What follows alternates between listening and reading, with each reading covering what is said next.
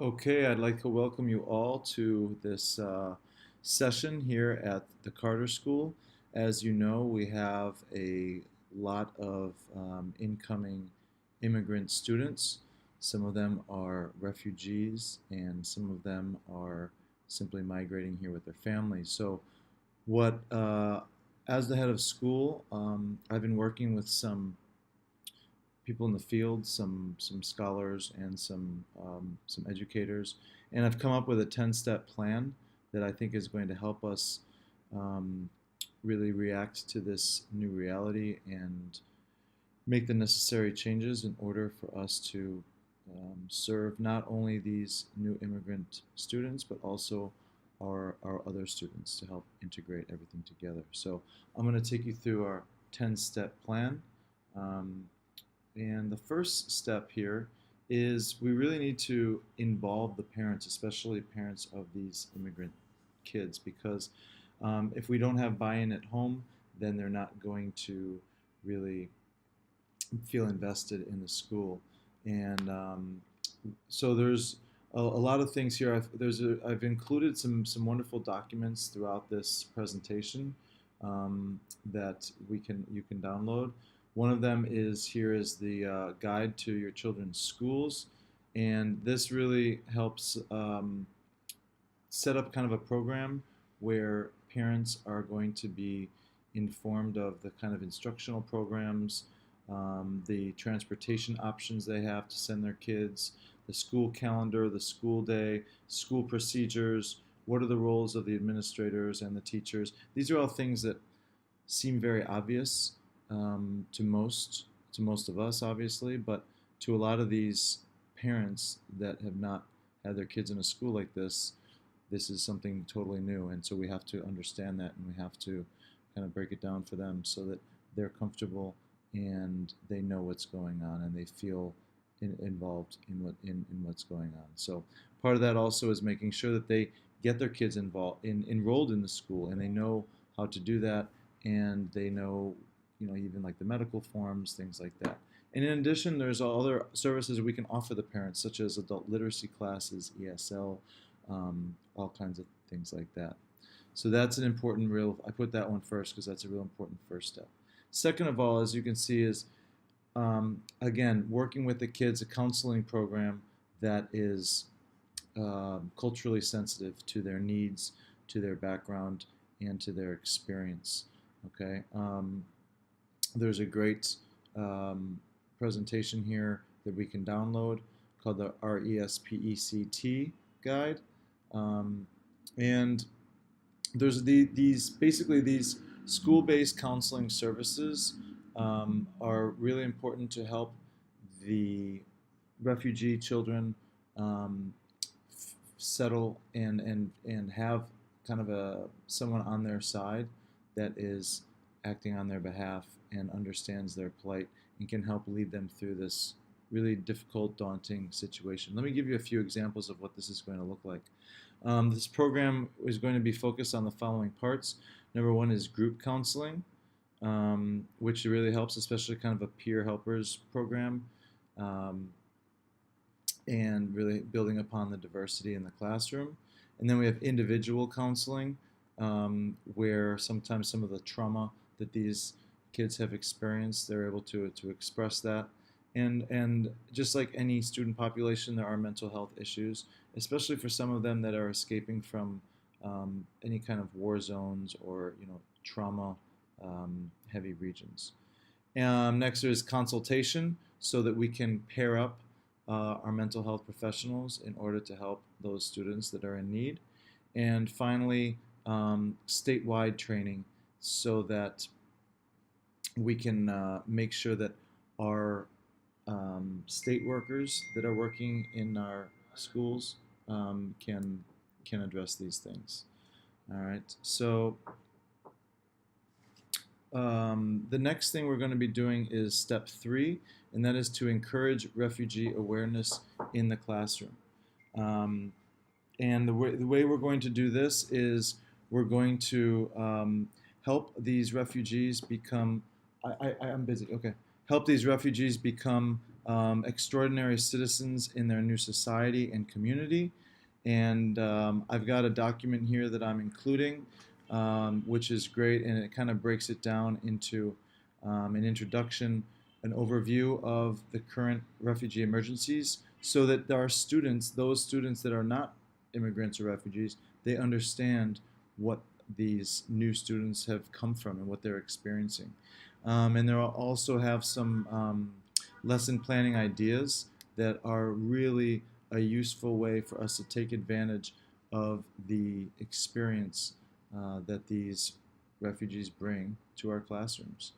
There's lots of teacher resources on here as well, and I think this is going to be really, really good for us to turn this into a strength, right? These kids are bringing a lot of really useful experience that can be drawn upon in the classroom. So let's not kind of try to push it out. Step 4, I've been reading some great articles about successes in this field, and one of them is some successes by Marco Tim, and drawing upon some of his conclusions about integrating refugees in Germany. The most important thing is when refugees come, we have to allow them to maintain their cultural identity. They're not going to change overnight into fully functional Americans, for example, right? It's important that because if they do, if they feel that they have to assimilate immediately, they're going to be so kind of discombobulated. Many of them are already very traumatized, so they need some foundation. They need something that they can kind of fall back on. And when these kids are being dropped in a new country and they're going to a new school and learning a new language, it can be really overwhelming. It's important that they can go home, that they can spend time with their family, that they can speak their native language, and that they can feel like their culture is something to be proud of, because it is, right? Even though there's problems in their country, that doesn't mean that they should abandon their culture. Okay, so we have to treat them, instead of treating them as objects, we need to treat them as subjects and learn from their experience.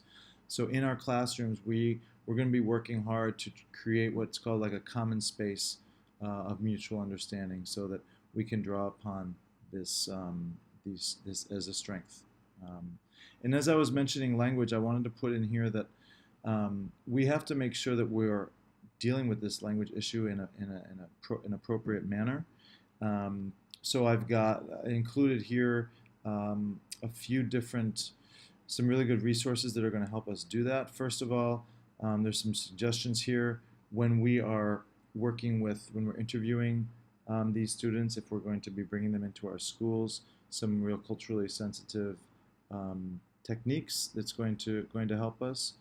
Another one here is when we can, we should bring in, we're going to be looking for some educators that already speak the languages of our immigrants and our refugees, so that those that don't have good enough English can still succeed in school, and not feel like they're failing, or they're not, up to the task. So there's no reason why we can't do some dual instruction for them at the beginning, and then over time, yes, we will expect them to phase into English.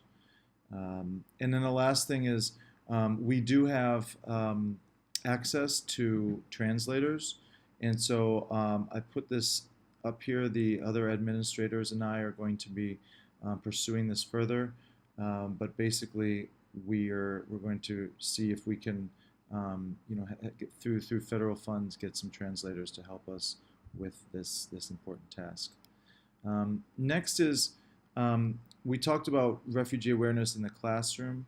We also need to integrate it into our teacher training. If this is going to be the new reality here at the Carter School, we have to make sure that our incoming teachers, which includes a lot of you here today, that you understand the issues, that you understand some of the trauma that we're dealing with, that you understand the best way to deal with these new students and the experience that they bring. We really need to develop this sense of multiculturalism into our classroom. So we're going to be rolling that out in more detail, but I wanted to put that in here. The next thing we have is what's called biography-driven instruction strategy.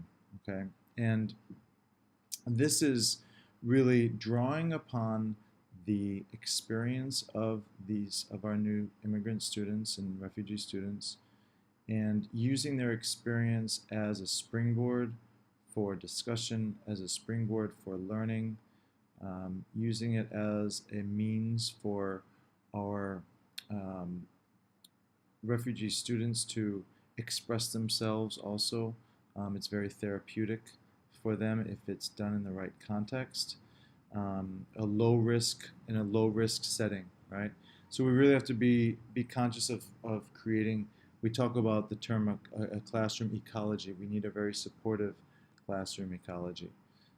So one of the things we'll be doing is kind of drawing upon what are the experiences of our new students coming in, right?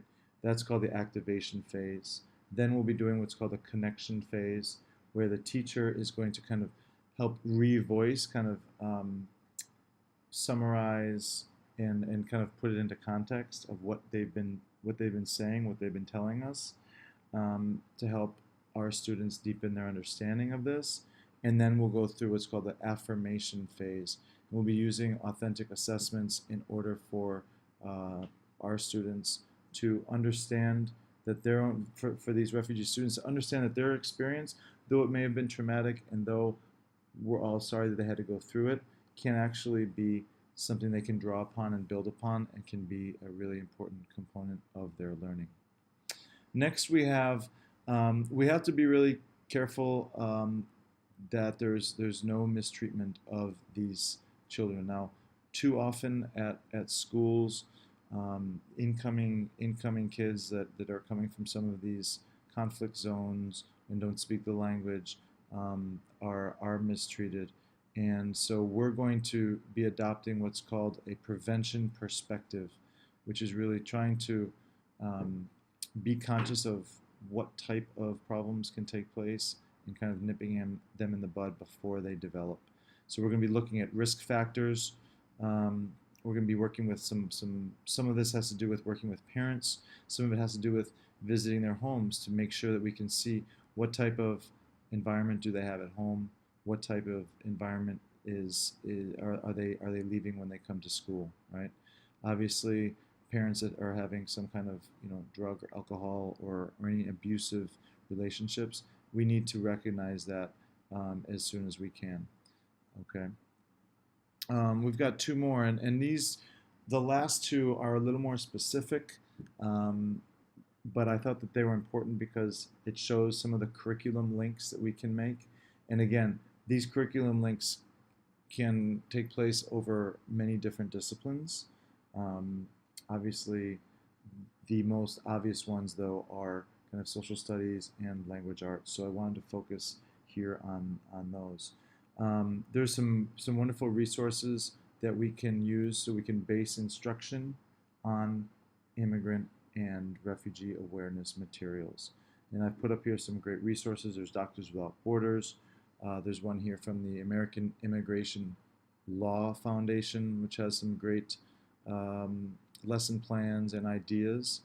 And also, I thought that it would be important for us to, every year we choose different books for our language arts students to read. There's some great titles out there that are related to refugee issues, and I thought this would be a good jumping off point. In fact, I wanted to point out one series in particular. Is called the Refugee Diary series, and this is a series of books written from a refugee's point of view, and it's using actual kind of eyewitness accounts. I've included just 3 of the titles, but there's about 5 or 6 others, and I've also included the link so all of you can access this and take a look at which of these books might fit into your class. Okay, and then lastly, we have here. I'm suggesting that we create a school-wide poetry contest.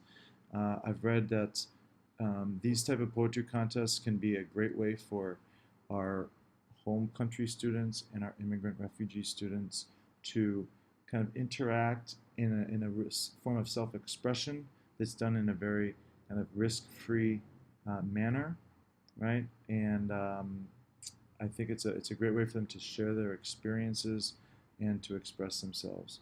And the goal here is that our new students will feel more comfortable expressing themselves. All right, and I've included some great resources here that can help us develop that as well. All right, so I hope you've enjoyed. Thank you for your patience. I hope you've enjoyed. I think this is a really important step that we're taking in order to address this new reality here at the Carter School. And I thank you for all of your support. Thank you.